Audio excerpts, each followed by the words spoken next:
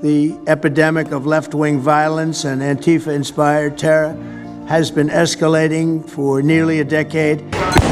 President Donald Trump's Department of Justice is moving swiftly to prosecute alleged members of Antifa after he signed an executive order declaring the militant anti-fascist movement a domestic terrorist organization. Out of our state! These are agitators, anarchists, and they're paid.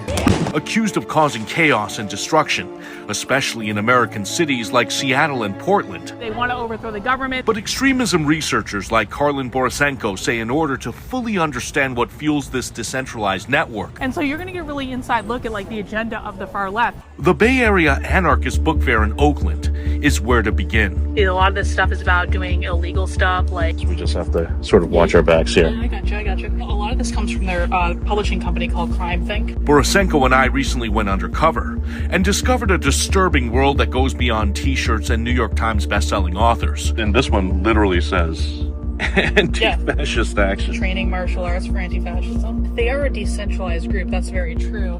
But it's this is how they coordinate, is through the zines, through the publications, things like that. Borysenko says this is where the radical left organizes, recruits, and indoctrinates the next generation of Antifa militants. So if I take this? Yeah.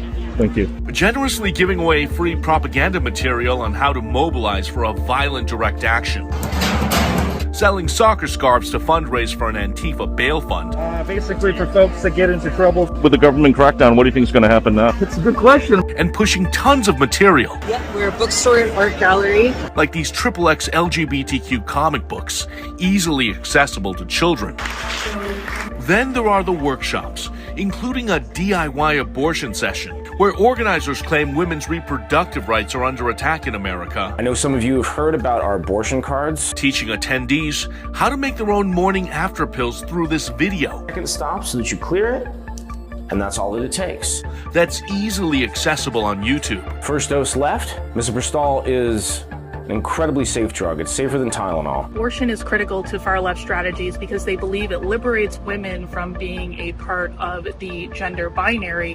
The gender binary is one of the oppressive mechanisms of capitalism. And so if they can liberate women from the reproductive obligations that they have as women to raise kids in capitalist families and stuff like that, they believe that's a blow to capitalism. Can I get a ice?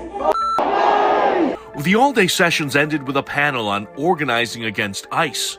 Representatives from NorCal Resist dressed up as Hamas terrorists in what they're now calling Kafia Bloc, instead of Black Bloc, since they know federal authorities are scrutinizing Antifa more than ever. We have implemented things to counter their tactics, so we're constantly evolving, forcing them to change. Despite the change in appearance, their goals remain the same. Because we're being so successful. Declare class warfare, use the latest protest movement to destabilize the U.S. government, tear down capitalism and anything related to Israel.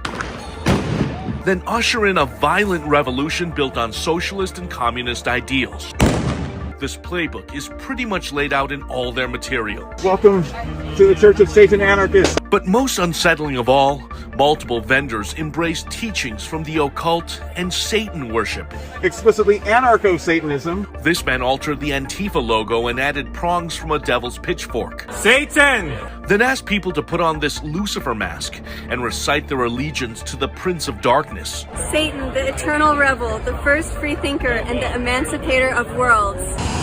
The next day, Borysenko and I flew to the Emerald City to meet citizen journalist Matthew Adams. You can feel the heat. Who's been covering Antifa chaos for several years. They're absolutely trying to recruit for Antifa.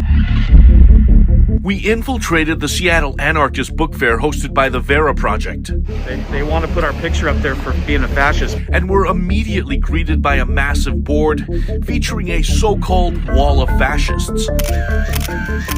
That's us in the photos. Once we got in wearing disguises, the messaging and the vibe were pretty much the same as the Oakland Book Fair. More far-left propaganda, calls for anarchist violence against the ruling class. I hope to see all of you soon, 10 minutes. and hypersexualized content targeting minors. Borysenko even obtained a flyer for an Antifa direct action in a city park scheduled for Halloween Eve. Stop filming, please. Stop fucking filming. Red pants, Jonathan Show. Adams and I were eventually outed and chased by a group of angry transgender activists. Even with this amazing t-shirt, they know us for these direct actions. We're going to Left Bank Books, which is a far-left revolutionary bookstore. Borysenko spent the remainder of her time plotting out the constellation of bookstores in Seattle that are keeping these ideas alive. You notice the direct action fascist, anti-fascist arrows? With more Americans now realizing the danger posed by Antifa and their followers, the rioters that were saying kill ICE agents. Federal authorities are also trying to disrupt the terror group's funding network. We are following the money. But like a hydra, And I won't give a fuck. cutting off one head will likely sprout several others. They are harming everyday citizens in every single one of our communities. Because Antifa is fueled by an allegiance to extremist ideology, not just a bank account. So if law enforcement isn't looking at the bookstores and the book fairs, then they're really missing an opportunity to figure out what these people are doing.